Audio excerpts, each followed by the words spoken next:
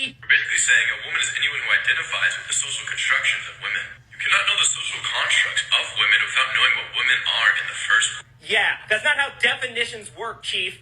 Okay, let's hear it. The definition of wristwatch is a watch worn on a strap around the wrist. According to you, this is a bad definition because it doesn't tell you what a watch is. Wristwatch and watch are not the same word. I can look up what a watch is, but in your case, there's no explanation of what a woman is. Countless times you've accused me of lying and being dishonest, but you're simply projecting. In the past, you've conceded and admitted this is a bad argument, yet you are still using it.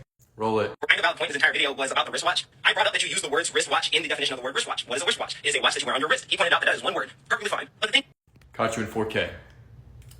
if you are confused, you can look up the terms within the definition. Okay, I'll listen to your advice. Okay, so you say a woman is anyone who identifies such as their gender, and then you refer to the social constructions of women. And it's the same word, so I'm confused, so let's look it up like you said. Huh. That backfired. It makes sense if you're meaning to say that a woman is anyone who identifies with the social constructs of female, but there's no... That is actually a terrible definition. A woman is someone that identifies with the social roles of females. I can't believe this is real. Obviously, I do not believe that is the definition of woman. Your first definition was so bad that I just offered a charitable interpretation of what you meant.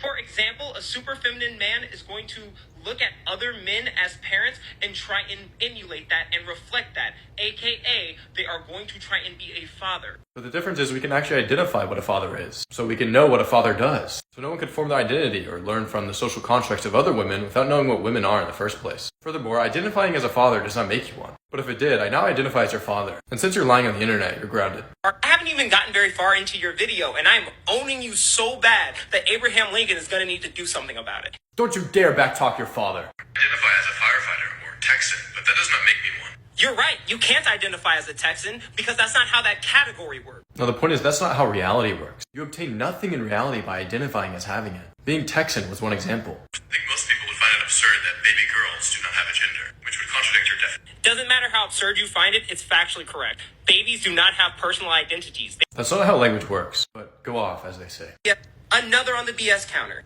I skipped over some of his arguments. It's okay, I forgive you. But you missed an important question. What are the social constructs of women, and how do you know? And I don't have enough time to cover. I think it is very telling you need more than 10 minutes to respond to me. If he is an honest person, he'll admit that, but he won't because as he just demonstrated, he's not honest. That's hilarious. I taught you better than to lie. And remember everyone, don't stoop to their level, be respectful. Have a good day.